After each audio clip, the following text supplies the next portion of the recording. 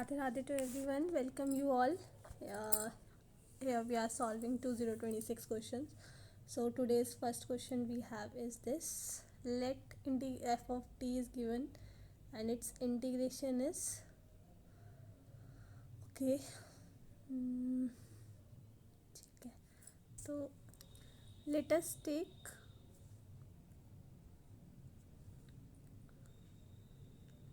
log base e t equals to x, which gives us t equals to e raised to power x. तो ये आ जाएगा D T equals to E raise to power X D of X. ठीक है, तो हमारा integration ये बन जाएगा 1 minus sine X over 2 sine square X by 2 E raise to power X D of X. This will be equals to 1 by 2 cos x square x by 2 2 cot of x by 2.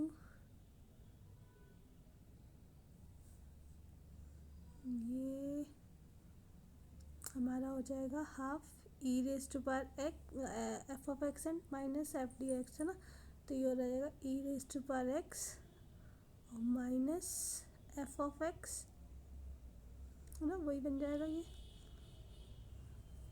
तो इसको हम लिख सकते हैं T over 2 and cot of log base E T over 2 plus c using this e raised to power pi by 2. तो zero, तो c तो यहाँ पे ज़ीरो ही आ जाएगा है ना, कि 1 आ जाएगा ना. log 1 और log 1 ज़ीरो होता है, तो c ज़ीरो आ गया. तो हमारे पास यही फाइनल टर्म आ जाएगी. अब इसमें हमें क्या करना है, ई रेज टू पावर 4 डालना है ना. तो ये हो जाएगा minus E raise to power pi by 4 over 2 cot of log of E pi by 4 ही आ जाएगा 1 बाय 2. ओ सॉरी, यहाँ पे हमें इक्वल्स टू ज़ीरो नहीं था, ये था. तो c की वैल्यू आपकी ये आ जाएगी e raise to power pi by 2. ठीक है,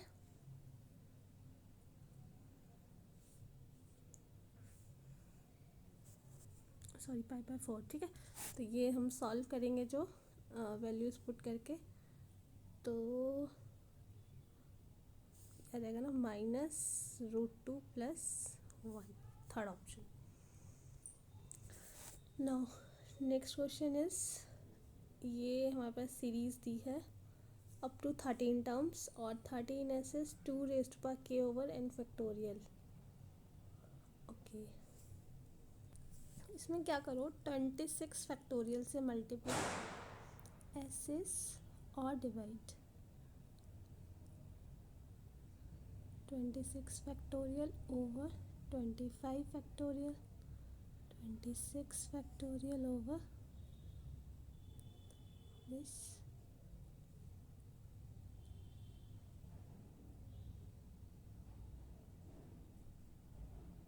गोज़ ऑन. ठीक है, तो अगर हम देखें 13 टर्म्स तक ना, तो ये बन जाएगा 1 ओवर 26 फैक्टोरियल और यहाँ पे 26c1 plus 26c3 goes on to 26c25. ये हमारा हो जाएगा 2 की पावर n-1 25 over 26 फैक्टोरियल, है ना।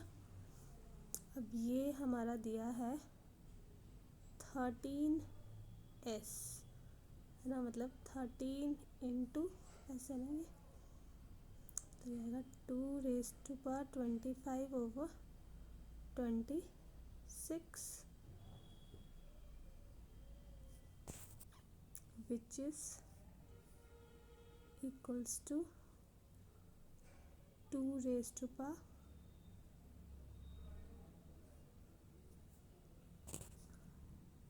over n factorial. तो ये हमारा लिख सकते हैं हम इसको 2⁻25 और ये आ जाएगा 26 इंटू 25 फैक्टोरियल। 13 मल्टीप्लाई था तो ये 2 से हो जाएगा, तो यहाँ पे ये तो ये आ जाएगा 2⁻24 ओवर दिस फैक्टोरियल, है ना। तो k कितना आ गया, k इज़ 24 और n कितना आ गया 25। This is the answer. Now number of real solutions of a equation this. So number line लेते हैं, इसमें क्रिटिकल पॉइंट्स क्या क्या आ जाएंगे, 1 और -3। तो इस तरफ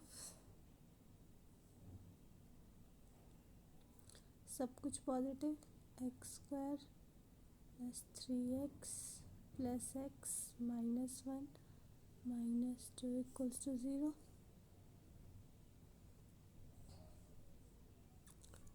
4x -3 = 0। तो ये हो जाएगा -4 ± 16 + 12/2 -4 ± 28, तो 2√7/2।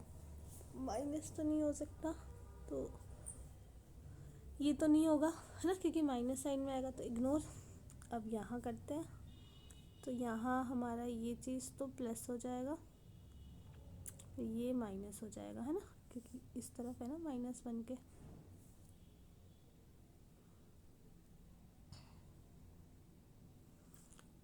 x² + 2x -1 = 0, तो ये हो जाएगा -2 ± 4 + 4/2, -1 ± √2,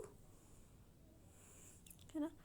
तो ये आ जाएगा -2.414 एंड 1.414 -1 मतलब 0.414। तो yes this can be there, ये तो नहीं हो सकता, है ना। इस तरफ करेंगे तो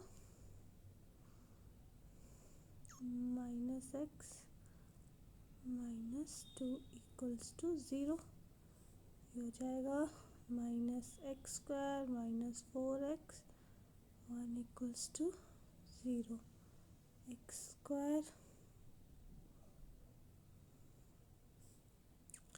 -4 ± 16 -4/2, तो ये हो जाएगा 12 -2 ± √3।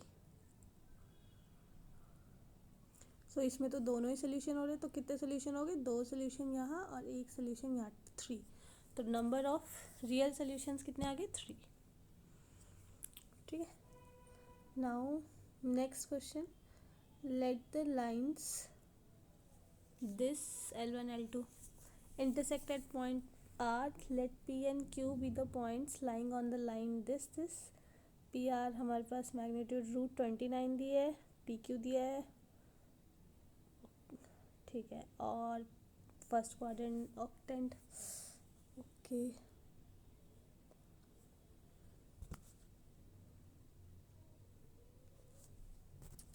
सो ये दोनों इंटरसेक्ट कर रही है, तो हम यहाँ पे लिख सकते हैं कि 2 lambda plus 1 equals to 5 nu plus 1 4 sorry, और ये आएगा 3 lambda plus 2 equals to 2 nu plus 1 4 lambda plus 3 equals to nu. ठीक है, तो ये हम कंपेयर करेंगे जब, तो यहाँ से आ जाएगा ये -1। ठीक है, तो यहाँ से हमारा इंटरसेक्ट पॉइंट क्या आ जाएगा, -1 दिस। पी पॉइंट क्या है हमारा, 2 lambda plus 1 3 lambda plus 2 4 lambda plus 3। P R square हमारा 29 हो जाएगा। तो यहाँ पे डिस्टेंस फार्मूला लगाएंगे। ठीक है, तो उस डिस्टेंस फार्मूला से आई एम राइटिंग डायरेक्टली, तो ये आ जाएगा एंड -2 आ जाएगा। तो -2 तो नहीं ले सकते, लैम्डा 0 लेंगे, तो उसकी वजह से जो पी पॉइंट है, पी आ जाएगा 1 2 3। ठीक है, नाउ पी क्यू स्क्वायर भी हमारा 47/3 हो जाएगा।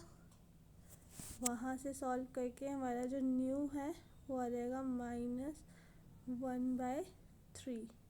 सो क्यू पॉइंट जो है हमारा वो already 5 nu plus 4 2 nu plus -1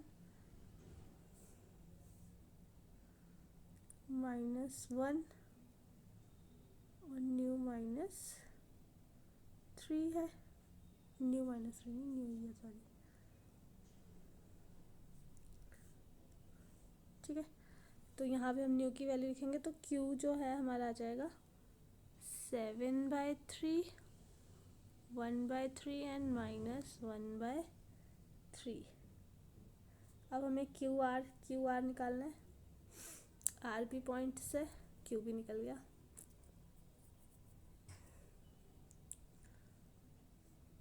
तो क्यू आर स्क्वायर हमारा आ जाएगा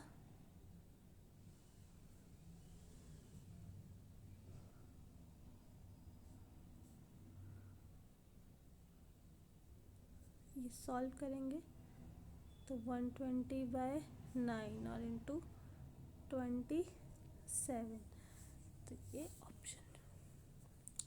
ठीक है, सो यहाँ पे हमारा केस जो होगा डिफेक्टिव इसने 10 ना, और नॉन डिफेक्टिव दिस, तो हमारी प्रोबेबिलिटी ऑफ डिफेक्टिव कितना हो जाएगा 1/this and probability of this is 9/10। ठीक है, अब हमारी आ जाएगी probability at least 7 plus probability at least 8।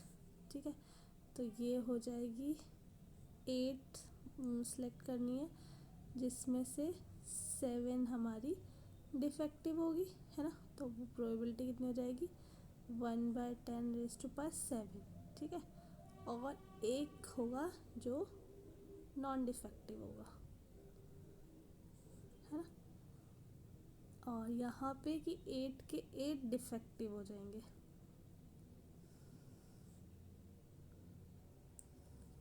तो ये सॉल्व करके आ जाएगा 72/10⁸ plus 1/10⁸ so 73/10⁸। This is the answer. So I hope आपको समझ आया होगा। Thank you so much.